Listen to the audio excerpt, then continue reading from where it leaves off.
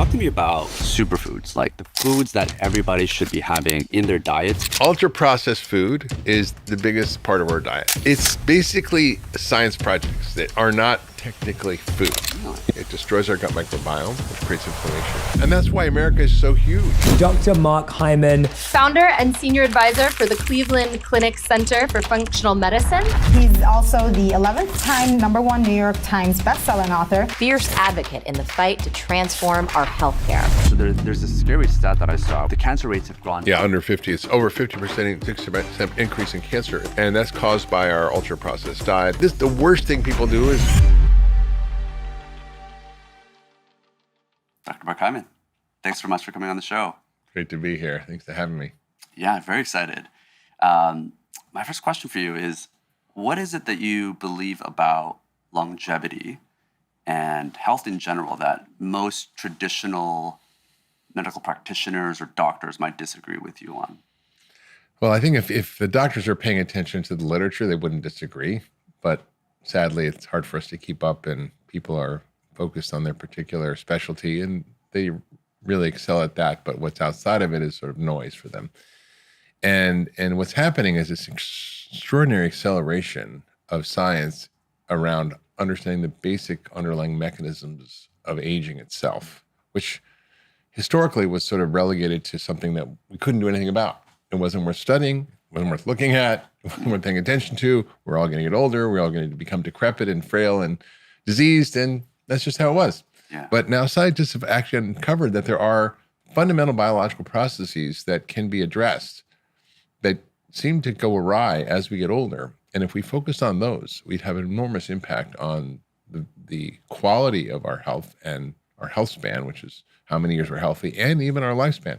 And based on what we know today, it's not unreasonable to expect that most people could live to 95 to 100 years old in good health, given our current state of the science. And what is it now? What are most people living? I mean, 70s. 70s in America. Mid-70s, depends on where you're in the world. Where life expectancy is going down in America. So it's kind of a weird paradox. As we're learning about the underlying biology of aging and how to create healthy aging and extend life, we're actually seeing a decline in life expectancy because of the amount of processed food and environmental toxins and our lifestyle. So it's kind of a weird moment. America's 48th in life expectancy. And yet we're spending the most. We spend twice as much. Anywhere across the world. We're spending at least double everybody per capita. And so what's happening around the biology of aging is that if you looked at, like, for example, the way we approach medicine, we try to treat diseases. We're going to treat diabetes with these drugs, or heart disease, or cancer, or Alzheimer's. And that's well and good, but it's kind of treating things downstream rather than going upstream to treat the causes. And scientists have uncovered these phenomena called the hallmarks of aging. These fundamental things that break down, whether it's our mitochondria, our microbiome, more inflammation, or telomeres shorten, or DNA gets damaged, our stem cells get tired, we get zombie cells, we have dysregulated nutrient sensing, which means we basically have issues around how our food is affecting us, and more. There's more things that go wrong. And so if you address those phenomena, instead of, for example, extending life by 5 to 7 years, if we cured heart disease and cancer, we just got rid of it from the face of the planet, we could extend life by 5 to 7 years. If we address the hallmarks of aging, we could extend life by 20 or 30 or 40 years, which means the average person would get to 120, which is pretty stunning. Which is possible. And there are people that have lived to 120. 122 is the oldest. Madame Clément, she smoked, she drank wine, and she did chocolate, and I think her secret was never getting married. That's the real secret, yeah. So there's I wouldn't follow her habits. She probably had the jackpot genes. There's actually a gene called the ApoE gene, and there's 3 different varieties of it: 2, 3, and 4. If you have a 4-4, that's a high-risk gene for heart disease and Alzheimer's. If you're a 2-2, which is very rare, I've never seen one, that's kind of the jackpot longevity gene. I have a 2-3, so I have 1-2 and 1-3. So I think I'm going to do okay. My family has a bunch of longevity in it, despite their extremely bad habits. Yeah. They lived into their 90s, which is amazing to me. You look great. What's your biological age right now? Well, I'm going to be 65 in a few weeks, and my biological age is 39. 39? Yeah, 39. It was 43, but I did a bunch of stuff, which we can talk about, over the last 2 years. What? As I got 2 years older, I got 4 years younger. Please tell me about that.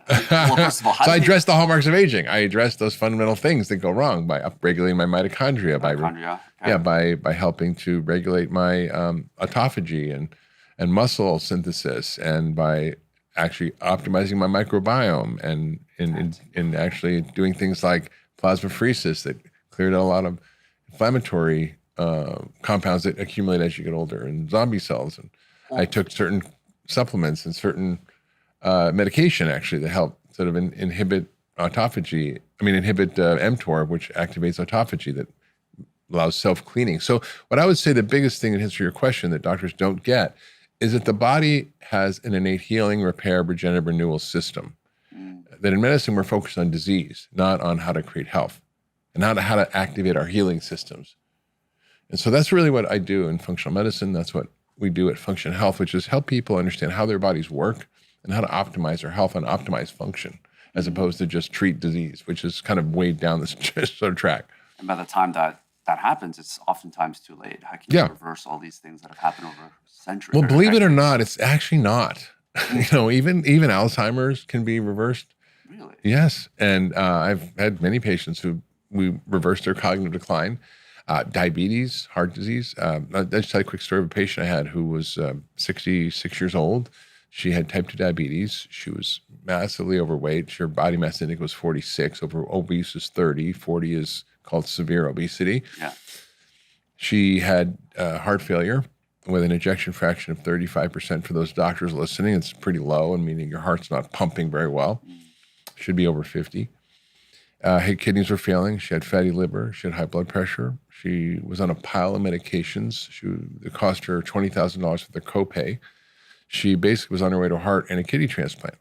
And you'd say, oh, well, there's not much you can do there because, but she was on maximal, optimized medical therapy. So the best that traditional medicine had to throw at her, she had it. She was seeing the top healthcare centers in the world. And all we did was change her diet and teach her some basic lifestyle habits, because she had grown up eating ultra-processed food. It's all she knew. It's all she ate for decades, and it totally destroyed her body. And within 3 days, she was off her insulin.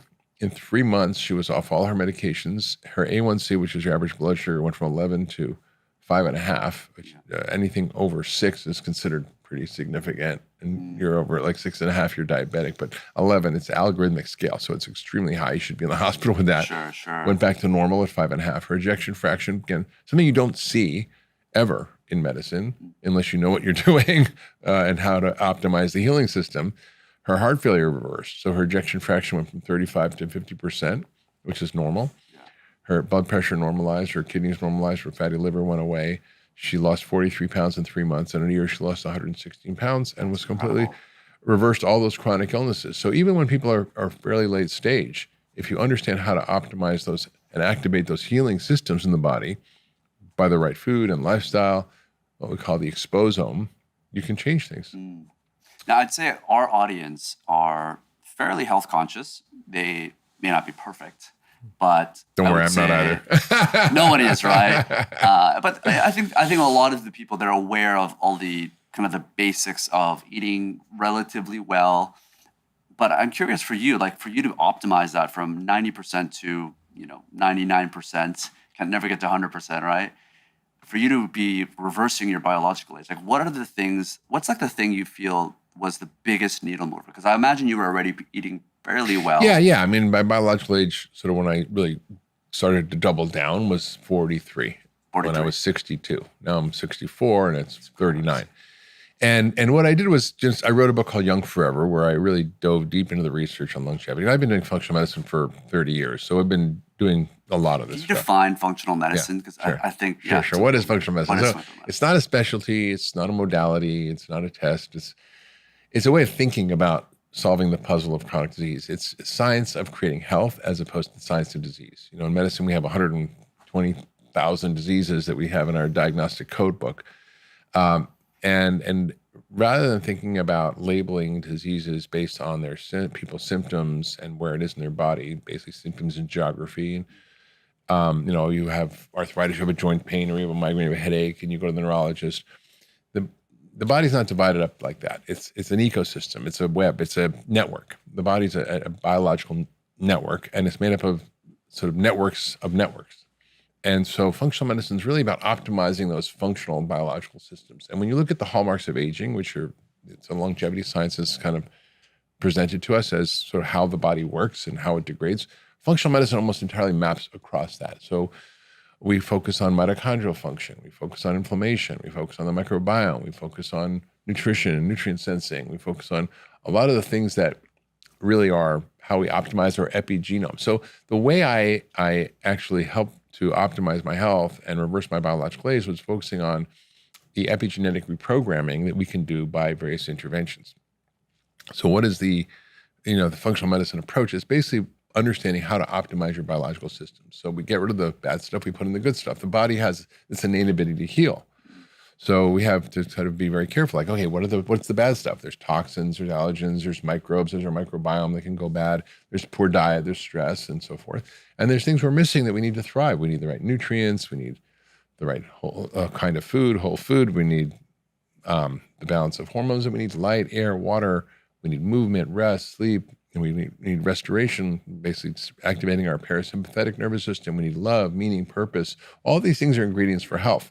And so we basically take out the bad stuff and put in the good stuff. And it can be a complicated process, but by doing that, we optimize these basic networks in the body, like the gut and the immune system and our mitochondria and our detox system and our circulatory transport system, our communication system, which is our hormones and our transmitters and cytokines, and our structural system.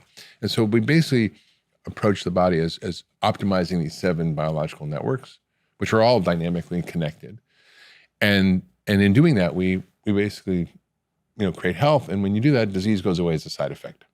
So that's what functional medicine is really. It's a systems approach. We call it systems medicine, network medicine. There's whole textbooks written on this from academics at Harvard. It's not a fringe idea, although it's kind of marginalized in medicine because the whole economic and educational system it promotes the propagation of the current model, which is a disease-based model that's fee-for-service, where the more you do, the more money you make, and not about getting better health or outcomes. Right. Yeah. Right. So it's financially, I guess, it's not as incentivized as the current kind of broken system you're saying. No, So right. People kind of shit on it, for lack of a better word. Right. Well, right now, I mean, if the way hospitals make money and doctors make money is to do more stuff, more procedures, more visits, more stuff. And Pills. like this woman, she, my goal is to put myself out of business. She didn't need me after she learned how to take care of her body and create health. She didn't need all the medications. She didn't need the hospital business. She didn't need surgery. She didn't need a kidney or heart transplant. I mean, thank God if we have that, if you need it, great. I've had back surgeries and I've had 2 heart surgeries for AFib, which was a genetic condition. Great. We need that stuff. But for most of the problems we're suffering from, chronic diseases are exploding. I mean, heart disease is, up over 50%, cancer is up over 100%. We've got autoimmune diseases up over 100%. We've got Alzheimer's up over 100%. We've got psychiatric disorders up over 200%. We've got, so many increases in these chronic illnesses that are really because of the things we're doing to ourselves. So in answer to your question, what did I do myself? What did you do? What did I do? Well, I took a deep dive and understood how to optimize these hallmarks. So one thing I did was really optimize my diet. So I really made sure I had enough protein to build muscle, because muscle is the currency of longevity, and it's really critical to build muscle. So I make sure I have at least a gram per pound of ideal body weight a day. You're 150. Yeah, and it can be like 120 to 150. So it can be 0.7 to 1, which is far. Most people are more deficient in protein. There's not like true protein deficiency. There's the way the guidelines work is, it says we should be eating 0.8 grams per kilo. This is what the dietary recommendations are, the RDA. Those are based on preventing a deficiency disease. So how do you not get kwashiorkor or marasmus, which are protein deficiency diseases that you get in the developing world? Yeah, you don't need that much. You need 0.8 grams per kilo of ideal, right? But if you want to build muscle for longevity, you need more. And especially as you get older, you need more. And so I added that in. I also added more strength training in, which is really important. And then I also did a number of things to help optimize my various systems. So, for example, I did a lot of treatments, for example, like plasmapheresis, which is a blood cleaning process. I did exosomes. I did rapamycin, which is a drug that I don't recommend for everybody, but it's a drug that inhibits this pathway called mTOR that causes autophagy or self-cleaning. So the body has a self-cleaning recycling process. And that if we eat all the time, we do all these things, we don't get it. And so the data is pretty good on this one as a molecule, one of the few molecules. Supplement you take? Or no, it's a medication. It's a medication. Yeah, it's used in cancer treatments. It's used in immune suppression therapies for transplant medicine. It came out of Rapa Nui, which is an Easter Island, where they found this compound, and they thought it was an antifungal that worked well. They call it rapamycin because like erythromycin or something.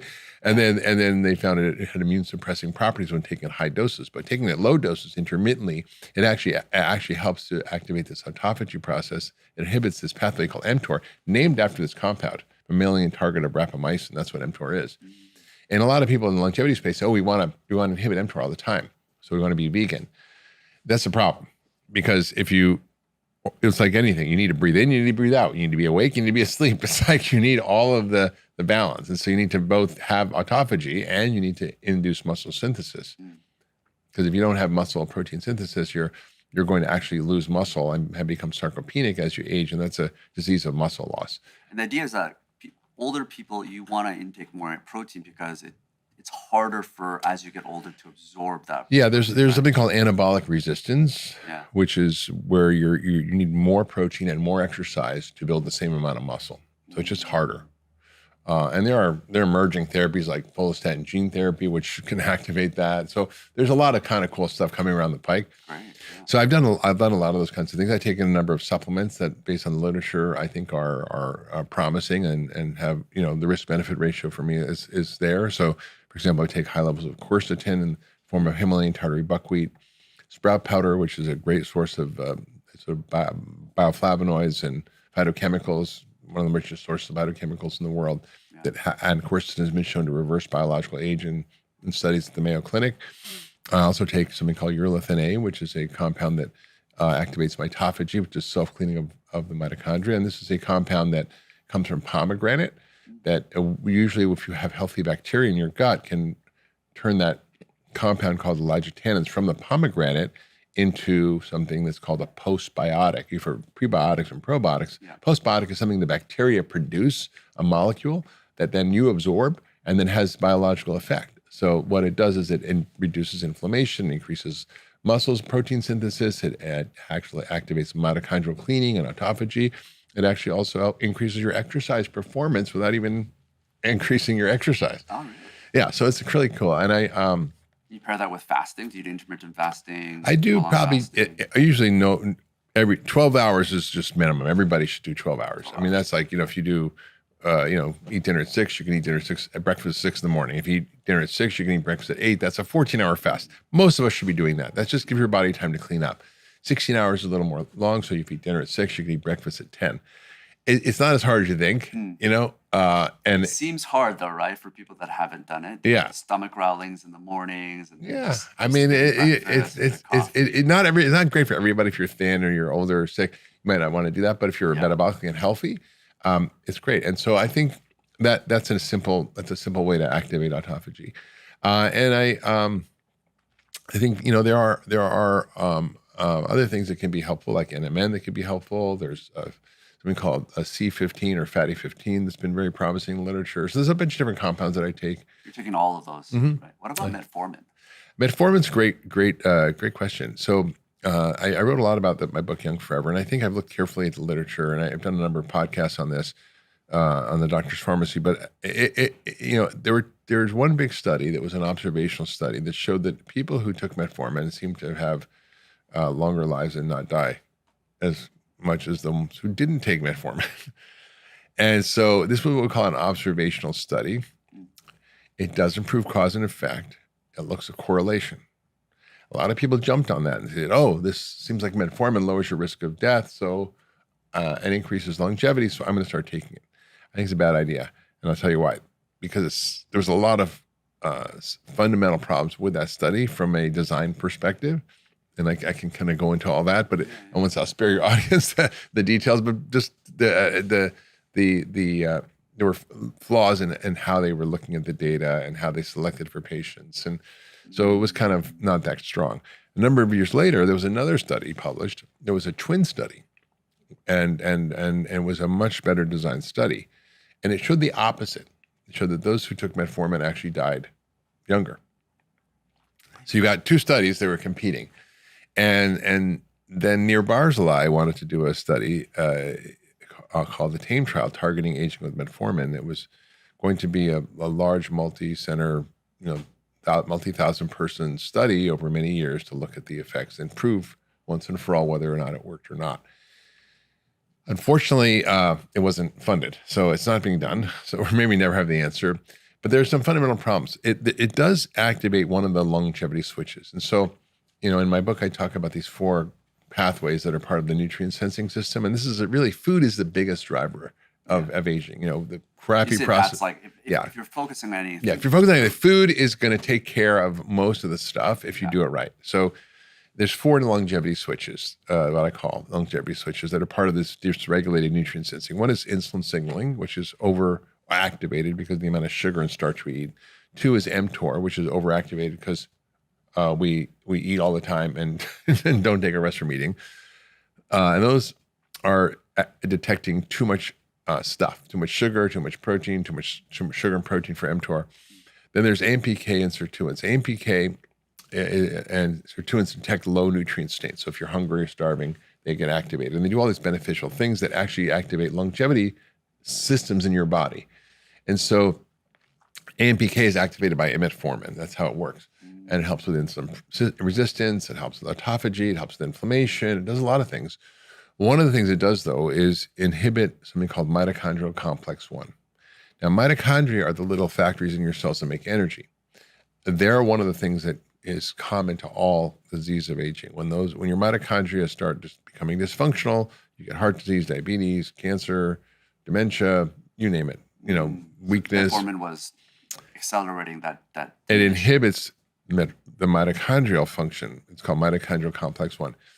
And that is a problem because when they did a randomized controlled trial, and this is actually a study where you can prove cause and effect, they took a placebo and exercise training, strength training, and metformin and strength training. The metformin group did not build muscle, and despite the exercise, and the placebo group was able to build muscle. And so for me, that's a big flag. Yeah. And when you look at other data, for example, the diabetes prevention trial, which was many years ago, 20 plus years ago, they found that metformin did reduce the progression to diabetes by about 31% in pre-diabetics, which is okay. But if you use lifestyle, it was 58%. So basically, and it was a crappy lifestyle intervention because at that point in time, low-fat diets were thought to be healthy. Yeah. And so they were eating high-carb diets, which is the worst you could do for diabetes. And yet they still did better than the metformin. So I can tell you that no amount of metformin is going to reverse type 2 diabetes. Diet will do that, like in this patient I told you about. So I'm not a big metformin fan. Yeah. I think there's some problems with it, particularly around the mitochondria. There are benefits to it. And for some patients, I will use it who are diabetic or need a little help. But I think long-term, it's not going to be a big player. Right, because that's what it was intended for, right? For diabetes. Yeah, it was a drug. It's developed in 1957. It's been around forever. Yeah. It's a pretty safe drug. But I think this mitochondrial thing in aging is key because if your mitochondria are not well functioning, you're going to age faster. And they're one of the things that we lose function in as we get older. That's one of the hallmarks of aging. And so a lot of the things that I've done are mitochondrial therapies, right? So strength training, taking a protein, taking various compounds that help activate mitochondrial health, like urolithin A. Those are the things that really work. So metformin would have literally done the opposite of that. Right. If people didn't actually study. That's so interesting. So this is why it's so important that people don't take the studies at face value. You have to know how to analyze these studies, which is so confusing. Yeah, it's hard. Yeah, it's hard. I mean, now, I think you just throw a study in ChatGPT and you can say, hey, please, analyze the study for me.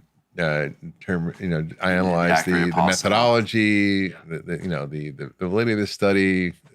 Was there proper sample size? You can sort of check for biases, and it'll be pretty good at helping analyze Yeah, data. I should do Give that. me a summary of it. It's actually kind of cool. Yeah. You can say giving me, 8th grade or medical school level or whatever you want. It's kind of cool.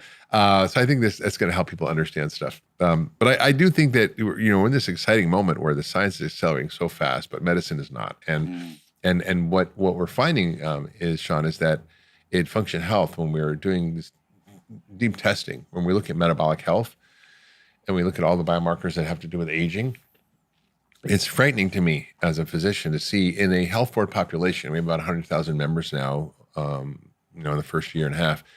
And, over 96% have sort of small LDL particles, and 96%. too many LDL particles, which is a sign of poor metabolic health. They have 53% have ApoB, which is a marker of poor metabolic health. And what do I mean by poor metabolic health? I mean, you're somewhere on the trajectory from prediabetes to type 2 diabetes. So insulin resistance starts, then it becomes prediabetes, then it becomes type 2 diabetes. But there's a continuum, and we can pick that up. And we test things that are not checked on your regular lab tests. Your doctor checks about 19 different things, maybe on your lab test, your CBC, your blood chemistries, and your cholesterol, an old cholesterol panel, which probably should be outlawed at this point. It's not even relevant to look at. No, because you cannot make decisions, an educated decision based on the old cholesterol panel. But it's what 99% of doctors do. We ask Quest, who's our lab partner, how many cholesterol tests do you get? Are they lipoprotein fractionation, or looking at particle number, particle size, the quality of cholesterol? Yeah. Less than 1%. I said, how many tests did doctors send in to include insulin? Less than 1%. Insulin is the most important biomarker you need to know for your longevity, because if your insulin starts to go up, you're in trouble. And the lab reference range says 14 or 18 is the normal range, depending on the lab. It should be 2 to 5. So you can't even trust the normal range. No, because the normal range is, and this is important. When we report labs on Function Health, we report the reference range from the lab, but we also report the optimal range. So, for example, your insulin should be 2 to 5. That's the optimal range, not 18, right? Your blood sugar optimal range shouldn't be 100. If you're 99, that's not good. It should be probably 70 to 85 is optimal. Or your vitamin D, it should be 50, but it reports it's abnormal only if it's under 30. Why did they do that? What's the incentive? So the way this works is the way they figure the reference ranges is based on the population. So if you have a sick population, if everybody working and living inside has low vitamin D, then the average is down. So for example, if you're a Martian and you land in America, you'd go, oh, gee, it's normal to be overweight because 75% of Americans are overweight. It's just a statistical method of looking at the population. So it's based on normal means 2 standard deviations, right, from the mean. So the people are outliers, the last, 2% on either side, they're out of range. But everybody in the middle is in range. So you could be somebody who's basically getting biomarkers done and getting reference ranges that are based on an unwell population. So there's a bunch of people that think they're healthy and in optimal health when they may not be. Yeah. It's true. And with Function Health, what's amazing is in the reference ranges of the lab of the kind of quote normal, which is really the sick American population, we're still seeing everything out of range. It's stunning. Nutritional deficiencies, 67% have a nutritional deficiency. They're walking around with an impact their health qualitatively.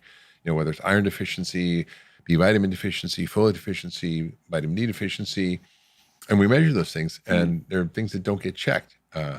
What's crazy is I grew up in Canada, so every year you're able to get these annual blood tests, and they don't have vitamin D included. No, and you live in Canada. And I live in Canada, which is supposed to be free healthcare, right? Not exactly Florida, where we are now. We have sun and everything. You're like, I'm so surprised. Before I didn't even know that you're supposed to measure vitamin D and your zinc levels and magnesium levels, but none of these are included. No. So what you have to understand, what most diagnostic tests do that your doctor checks are things that are abnormal if you're really sick in the hospital. Like if your electrolytes are out of balance, or your kidneys off, or your liver's off, or your blood count's off, that means you're really sick. This is those are usually not abnormal. I mean, your cholesterol may be a little off, but that's it. Unless you have something really serious, those are hospital tests for hospital patients, honestly. Not what we should be checking for seeing where people are in terms of the range of their overall well-being. That's incredible. So if someone was to go to their doctors, let's say they want to check for 5 to 7 things that are not currently included in the normal test, what are the things that they should be asking for? Well, I think the most important tests are lipoprotein fractionation, which is basically looking at your cholesterol. Yeah. Instead of just measuring the weight of it, you're looking at it with an MRI or various techniques that actually can tell you the number of cholesterol particles, the size of those particles. Because, for example, if you have LDL, it's high. But if you have all these large, fluffy, light particles, it's not an issue. And if you don't have that many.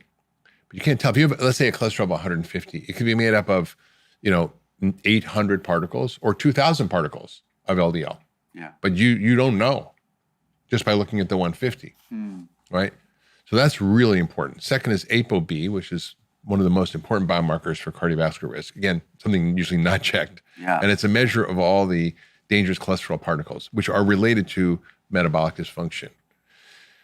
Insulin, again, never They test. don't check insulin. It's really important. We do that on Function Health panel. Really important to look at your nutritional status as well. And I think this is key. Vitamin D, homocysteine, iron levels. These are really common deficiencies that over long term cause issues. There's something called long latency deficiency disease. You might not get rickets, for example, if your vitamin D is 30, right? But you will probably increase your risk for cancer and heart disease, dementia, depression, muscle loss, bone loss, right? So osteoporosis is a long latency deficiency disease of vitamin D. Rickets is an acute deficiency. And so that's when your bones kind of bend and get soft. So we want to look at those nutrient levels. We also want to make sure that you're looking at your hormones. I mean, for example, thyroid is really almost never checked. We're finding that 13% of the people we check have an autoimmune thyroid disease. I just looked at a friend's results the other day, and she showed me her function results, and she's like 35, healthy. And she's like, I'm so tired. I don't feel great. I don't know what's going on. I eat great. I exercise. I try to get sleep. I'm doing all the right things. What's going on? And I looked at her test, and she's like, she has an autoimmune thyroid disease. Now, her typical TSH thyroid was kind of in the quote normal range, but it was at the high end. So to me, it's not quite normal. It's not optimal. Yeah. And she had these thyroid antibodies, and she had vitamin D deficiency, and she had iron deficiency, and she had zinc deficiency. None of those were barely any of those were being so checked. of course she was having these symptoms, and they're all fixable. That's the thing. They're all fixable. And what's beautiful about Function Health is we provide not just the data, but we provide the deep insights based on the scientific literature, based on understanding how to create health, based on insights from top leading physicians around the world to give you a roadmap of what it means and what to do about it. That's the problem, right? It is, again, like I think what you guys are doing with Function Health is incredible. For people that may not have access to that, even if they have the data of ApoB and all of the levels, it's hard to analyze it, right? Like for them to actually make sense of it, unless because the doctors are not the ones. Well, they might not know. They may not even know. A lot of the doctors are getting function results, and they get like a little flustered because they don't know what a homocysteine is. Yeah. They don't know how to identify and measure, like, what does it mean when your insulin is X or Y level, or how to interpret a lipoprotein fractionation panel, right? Because these are not stuff that they do, right? And so that's why the content within Function is there for providing guidance for you about what it means and how to understand it in the context of your health, and what actions you can take from a lifestyle perspective, from a self perspective, when you might need further testing, when you might need, medication. For example, it's some guy's a 35-year-old guy who's super healthy, eats great, exercises. He has a genetic lipid disorder, and his lipids were just scary as, F. And we said, you need a heart scan. So we did a AI heart scan, and he's 35, and he's got heart disease. And I'm 32 right now. And thank God we found it, because then he now can get treated. Yeah. Right? So he would have known that, and he probably would have had a heart attack at 50 years old and could have died. Talk to me about, so there's a scary stat that I saw, which is from 1990 to 2019, that the younger demographic, I forget exactly what age it is, but the cancer rates have gone up. Yeah, under 50. It's over 50% increase in cancer It's the fastest growing cancer age group is under 50. What explains that? Like, is it So because a lot we're of it's getting- colon cancer and other breast cancers, and this is not mysterious. Like they're like, oh, why is this happening? Yeah. It's very clear when you look at the cause of cancer. It's a metabolic disease primarily, and also caused by environmental toxins. Insulin resistance is the driver of most cancers. And that's caused by our ultra-processed diet, by the 152 pounds of sugar, the 133 pounds of flour, which is same as sugar in your body. Your body can tell the difference below the neck between a bowl of cornflakes and a bowl of cereal. And so when you're consuming that amount of sugar and starch, when you're eating all ultra-processed food that have things that, for example, damage the colon, that cause inflammation, so inflammation and insulin resistance are really the final pathways for a lot of these diseases, whether it's heart disease, cancer, diabetes, dementia. And so we're seeing these rising rates of cancer in younger people, and it's kind of scary. But it's really exciting now, and so it's so amazing to be alive right now in medicine because there's so much happening and there's so many discoveries and it's accelerating so fast. And it's not hitting the clinic, unfortunately, which is partly why we co-founded Function to get people access to the future of medicine now. We offer something called the multi-cancer detection screening test, which is called Gallery, and we've formed a partnership with them. It's going to be available to everybody, which is essentially allowing you to detect for over 50 different cancers through a simple blood test. It's called a liquid. It's not MRI. It's all a liquid biopsy, simple blood test. Because what happens is when you have early cancers, it spits out little cells that have the DNA in them, and you can get these cell-free DNA fragments that you can detect in the blood. And given the power of our diagnostics now, we can amplify that, and we can see, oh God, you have head and neck cancer, or you have colon cancer, or you have breast cancer. And we can tell what the cancer is and where it's from. And we've had now, of all the thousands of people that we've done the test on, 1 in 188 have a cancer identified. And the beautiful thing about this test is you can tell a year to 3 before you ever find it on a scan or an exam or a test. So you can get that information from a blood test before. Right, because I guess you can kind of test to see if it's coming up, right? Yeah, so I recommend that every year. I mean, for me, I'm 64. I'm going to do it every year. I think over 50 is probably every year. If you have high risk, you can do it, younger. But who knows? Maybe we should be doing it at 35 now. I mean, there's so many young people with cancers, and I think it's relatively inexpensive for the bang for your buck you're getting. And now it's being covered by Medicare. John Hancock is offering this to their customers for health life insurance because they know it's so valuable to identify this. Yeah. And I think, there's a huge value there because if you find someone early, it's like curable and it's inexpensive. If you find someone late, it's very expensive to take care of and they usually die. Yeah. I had a friend of mine she was 30 and she got diagnosed with breast cancer. And I look at her diet and the problem is like you eat a pasta in America and you could eat pretty much the same pasta in Italy, which I'm going to Monday. Good for you. You feel different. Completely different. Like you're normal in Italy and you're just walking around, you're great. Well, there's reasons for that. Right. So it's like a root problem that we have. Yeah, our diet is just crap. It's basically the way we grow food, the way we process food, how we've hybridized foods or genetically modified foods, the chemicals we spray on the foods, all those things have an impact. For example, wheat in this country is dwarf wheat. Dwarf wheat was an innovation that was developed by hybridizing different wheat strains to create short, stubby wheat that's drought resistant, that's more resilient, that also produces more starch. So it's got higher levels of amylopectinase, so it's like a super sugar. And it's also bred in a way that combines different wheat strains, and then it creates more gluten and more gliadin. We call gliadin proteins. These are more inflammatory. So, and then we spray it often at the end of a harvest to desiccate it, to dry it, to make it easier to collect the wheat berries. And glyphosate is is a known toxin that causes lymphoma, and it damages the microbiome. It's like an antibiotic. It kills all the bugs in your gut, and it has all these changes that are epigenetic that can be transferred over many generations. So, if let's say a grandparent has it, their grandkid could have changes in their health, cancer, and various issues that are caused by this grandparent eating it, even if the kid never was exposed to it. Yeah, it's called epigenetic changes. So, And that's how I actually reversed my biological age, was working on my epigenome, which is modifiable. So most of our longevity is determined by our lifestyle and environment, 93%, not genetics. No, not Even genetics. Cancer rates as well. No. Even BRCA, which is a very strong cancer risk gene for breast cancer. Historically, there wasn't as much breast cancer, even though the genes were out in the population, because you can induce changes in those genes to make them be expressed by what you're doing. So that's empowering, though, for a lot of people. It's very empowering. You have to, because then you can actually do something about it. Yeah. So even Alzheimer's, if you have an ApoE44, which is a high-risk gene, we measure that as part of Function Health. You can do that as an add-on test. That test, people, I don't want to know if I have the Alzheimer's gene. Well, it's not the Alzheimer's gene. It's a risk gene, and it's modifiable. And if you intervene, you can reduce your risk.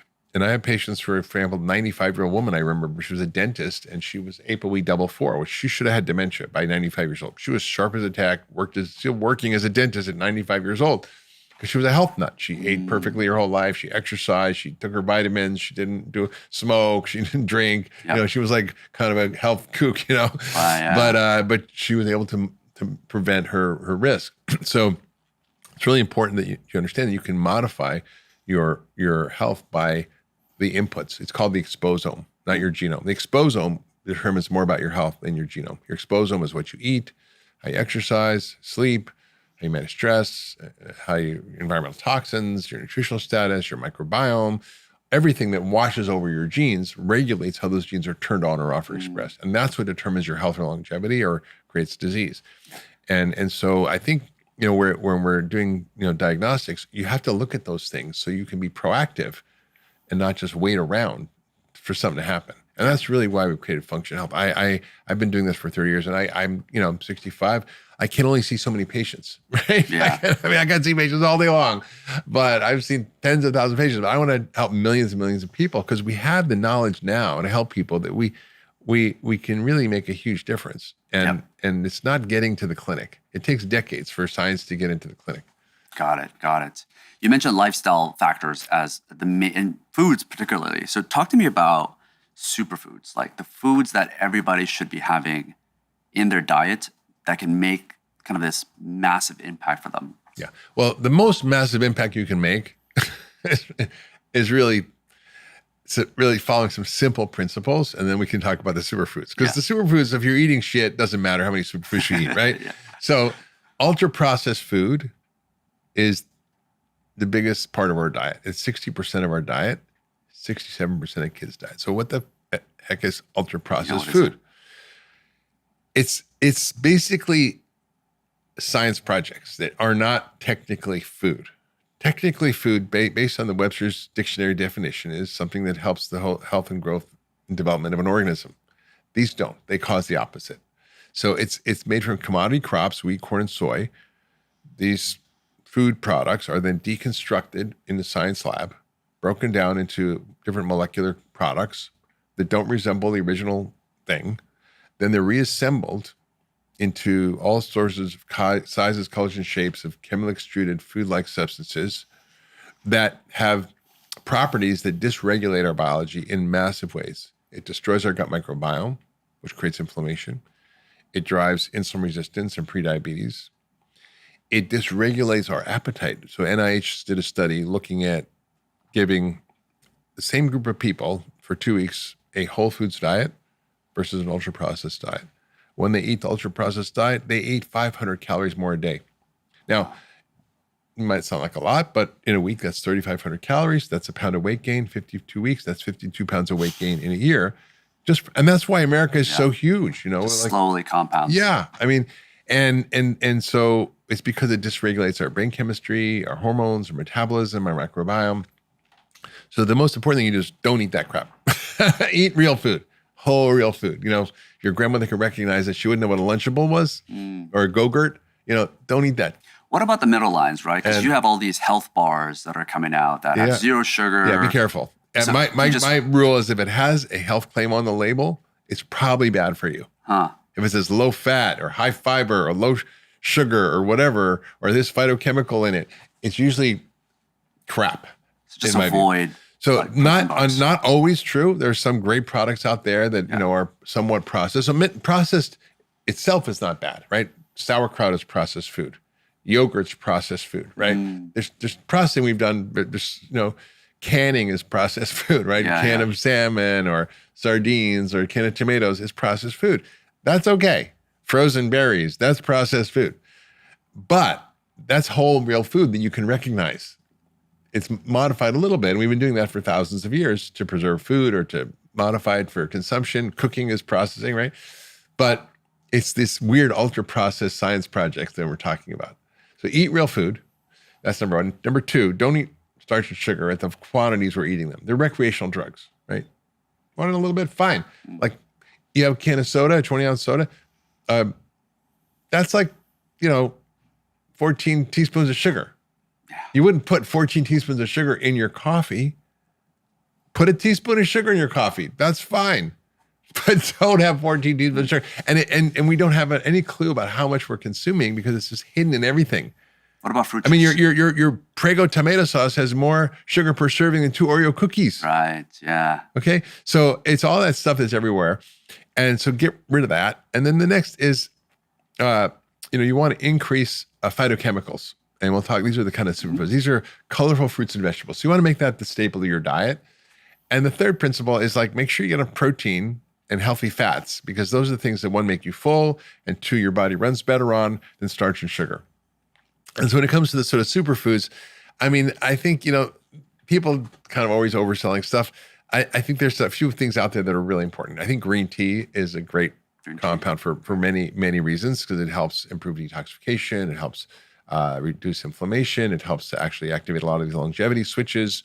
I think quercetin is another powerful food. That's the Himalayan tartary buckwheat I talked about. You can take quercetin as a supplement, or you can take it. I like take it. Yeah, I think the pomegranate stuff is great, but often people can't convert that because they don't have the right microbiome. So urolithin A is great. I think the broccoli family, critical. A lot of the sulforaphanes, glucosinolates, shown for longevity, for cancer prevention. So there's a lot of stuff to do that you can kind of, based on the science, kind of optimize. So I think there's other things like curcumin, which are also really important. And you look at the longevity data and just the basic science data on these things. They're I'm very optimistic about them. Yeah. And they're just things you can add and make curry and have more pomegranate and do simple things like that. Or you can take them as supplements. What are your thoughts on fruit juice? Because fruits are healthy. So fruit is fine, but don't eat fruit juice. Why is that? I mean, just like sugar. It's just you can eat an apple, but you're not going to eat 10 apples, right? But you need 10 apples to make a glass of apple juice, and it turns to sugar in your body, absorbs quickly. So you don't want to have liquid sugar calories. I mean, if everybody listening could do one thing, it's don't drink liquid sugar calories. Just don't do that, because it's the worst thing you can do. Even green smoothies where you're putting broccoli that's or fine. spinach. That's sugar, right? Okay. So if you're putting, you can throw an apple in there, probably it's fine. Right. If you have, I do that. I make a green smoothie, throw in cucumbers and spinach and whatever. Yeah. Throw in ginger, lemon, whatever. Throw an apple in there, fine. Put it in the Vitamix and drink it, no problem. Plenty of fiber. It's going to be fine. It's when you concentrate juices like orange juice or apple juice or grape juice or whatever, pineapple juice. It's just it's like drinking a soda, but with a few more vitamins in it. Got it. So what is the main difference the fiber content that's inside of it's in a matrix, right? So when you have an apple, it's in a whole matrix of the food, which is got fiber and other compounds in it. But when you squeeze out and just get the juice, you're just getting just the sugar. So if you want sugar cane, fine, chew on the sugar cane all day long. Yeah. Right? If you want corn, have corn on the cob. Don't have high fructose corn syrup.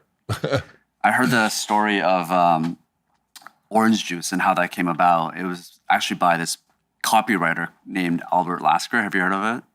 So this idea of they were selling oranges. I think it was in San Diego or San Jose, something like that.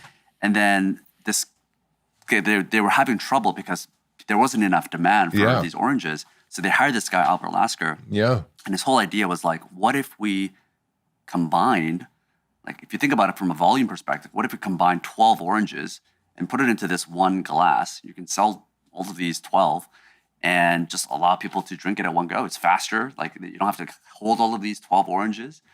Yeah. And it just sold like, yeah, I know, like it's crazy. From I there. mean, that's the thing. If you eat real food, I mean, the problem with ultra processed food and things that are, high sugar like that, you just over consume them. Yeah. And when you look at the data on this, it's not that hard. Nobody's going to eat 12 avocados, right? But you could eat 12 chocolate chip cookies, right? Yeah. No one's going to eat like, 3 or 4 or 5 8-ounce steaks, but they can eat, a sheet cake. So that's the problem. If you eat real food, your body will naturally figure it out. Yeah. So I always say it's more important to focus on what you eat than how much you eat. I never count calories. I never tell my patients to count calories, measure their food. I said, if you eat the right food, you're going to be full. You eat protein and fat, and especially before sugar. I mean, the worst thing people do is eat sugar for breakfast. It's the worst thing that's been propagated on the American public and globally, which is cereal, bagels, muffins, pancakes, waffles, French toast. I mean, the worst possible thing you could do is eat sugar for breakfast. Yeah. You will become hungry later in the morning. You'll become pre-diabetic. You'll gain weight. You'll eat more throughout the day.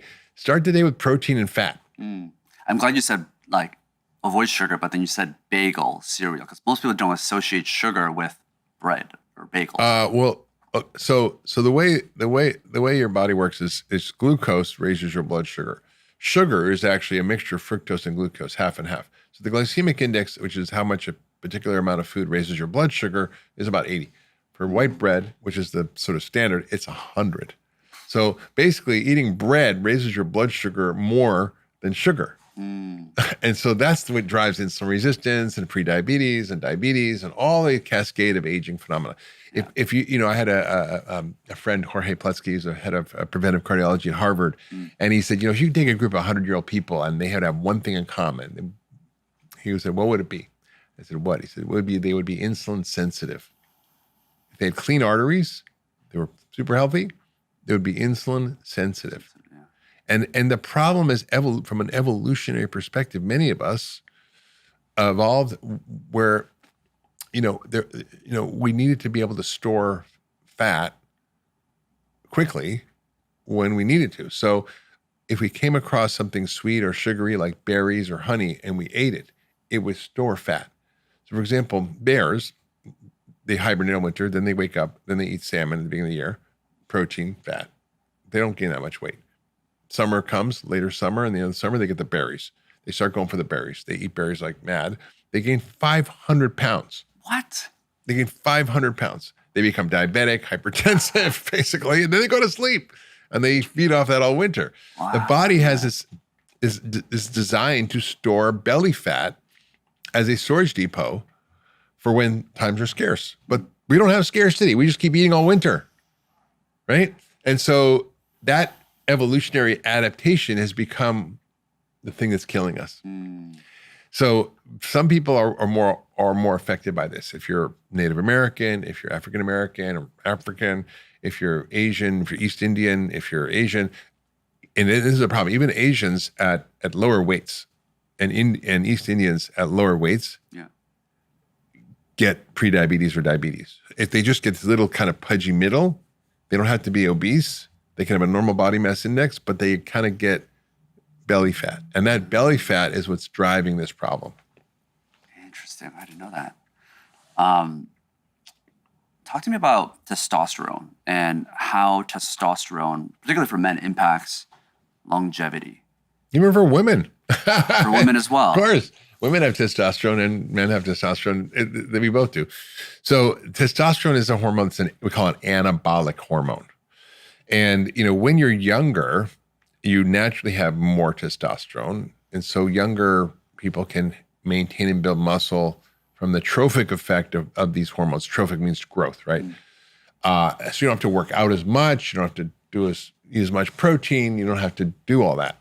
As you get older, hormone levels start to kind of drop. What's that age, like cutoff age? Starting in the 40s. 40s? Okay. Yeah, starts to come down. Now, it doesn't always. I have guys who do all the right things and their testosterone levels are 800, 700, 900 when they're in their 60s or 70s. Wow. And I'm like, yeah, damn. Damn. And I see guys who are in their 30s have testosterone levels like a 90-year-old, right? If they eat crap, and just going to say it out loud here, but sugar and starch cause testosterone to plummet. Why? When you start to accumulate this belly fat, the belly fat has an enzyme called aromatase that converts testosterone to estrogen. So then what happens is you lower testosterone, you increase estrogen. You get softer skin, you lose hair in your body, you get man boobs, it's real. And that's because you're lowering your testosterone. You see these guys with beer bellies. That's because beer is just sugar, right? It's just carbohydrate. Right. And so testosterone is inversely related to sugar and starch in your diet and to the amount of strength training you do. So if you want to raise your testosterone naturally, you need to increase your strength training, particularly large muscle groups. And 2, you need to cut down the sugar and starch and also increase fat. So saturated fat actually raises testosterone. Cholesterol is the building block from which testosterone and other hormones are made. What are examples of fat? Is that like avocados, nuts and seeds, even healthy grass-fed butter. If you have metabolic issues, most people tolerate saturated fat very well. There's a certain subset of the population that has genetic issues with saturated fat, and you need to find out if you're one of those. But the best way is experiment. So, for example, you could go include a lot of saturated fat in your diet, check your function labs, and then 3 months later, check them again, see what happens. That's the only way to know, really. Yeah, right? because if you go by studies, they don't relate to you. We need to know what's going on with you. The future of medicine is what we call N of 1 medicine. It's about the individual. It's personalized medicine. So studies can guide you. They can point in the right direction. They can help you understand what may or may not be valid or true, but it's not going to actually be relevant for you as an individual. You have to experiment. So I experimented myself. I started eating higher saturated fat, and I'm like, oh, I'm one of those people who has, and I tested my genetics that actually responds adversely to too much saturated fat, right? But others, for example, I have a patient who was overweight, struggled, pre-diabetic, cholesterol 300, triglycerides like 300, or HDL, good cholesterol was low. Although good and bad is not the right term for it, but that's what people think of it as. So she was in mess. She was pre-diabetic. So I said, why don't you eat butter and coconut oil and be ketogenic? Yeah. Let's see what happens. Her cholesterol dropped 100 points. Her triglycerides dropped over 200 points. Her HDL went up 30 points. Everything got better. Another guy was like skinny like me, biker like me, 50s. Said, I want to try a ketogenic diet. I heard it's good for you. I'm like, I don't know. You try it, but let's track it. And we tracked it. His lipids went to hell, and he got terrible cholesterol response. So you have to kind of individualize your treatment. And that's what's so beautiful about functional health. It allows you to kind of be the agents of your own health, be the CEO of your own health, to get your own data, to track your data over time, to get insights about your data. It'll learn more and more about you over time and help you get more personalized information and what I call medical intelligence. The last topic that I wanted to talk about, which is really interesting, is the fluoride levels in water. I know you were kind of fighting this. What was kind of the origins of the U.S. government putting fluoride in our waters, and what was kind of your thoughts around it? Well, cavities are a big issue, right? So dental health is really important for overall health, and dental health is important. Fluoride is protective against cavities, so that's why it's used by dentists. It's used in the water. And at low levels, it's protective. The problem is sometimes there's overfluoridation, and it can lead to something called fluorosis, which is, when you get to see these people with these teeth that look all kind of weird, white and colored and streaked. It can cause the same thing in the bones. It causes risk of increased fractures. It can interfere. It's sort of like iodine. So fluoride can interrupt thyroid function. It can potentially cause certain cancers. It can affect kidney function. So there are significant risks to it, and I'm not a huge fan of fluoridation of water. I think sometimes fluoride therapy can be helpful in certain communities, but if you have a healthy diet and you don't eat too much sugar, that's what's causing the cavity, right? And your own microbiome plays a huge role. So there's lots of ways to optimize your oral microbiome. There's lots of ways to reduce your risk of poor dental health by flossing, by brushing, by not eating sugar and starch. Those are things that I think matter. Yeah, because there's countries that got off of it, right? Like I think Germany or Japan as well. Yeah. It's like anything else. The dose makes the poison, right? But there's a lot of places where there's overfluoridation. There's high levels of fluoride in the water, and that can be harmful. how would you recommend, because it's in our water, for people that feel like they don't need the fluoride? Listen, there's so much stuff in our water. There's one study showed there's over 38 contaminants in our water supply, whether it's, think about it, all the women taking birth control pill, where do the hormones go? They go in the water. Everybody's taking statins, where do they go? Everybody taking Prozac, where does it go? You pee it out, it goes in the water and it doesn't get cleaned out and filtered out.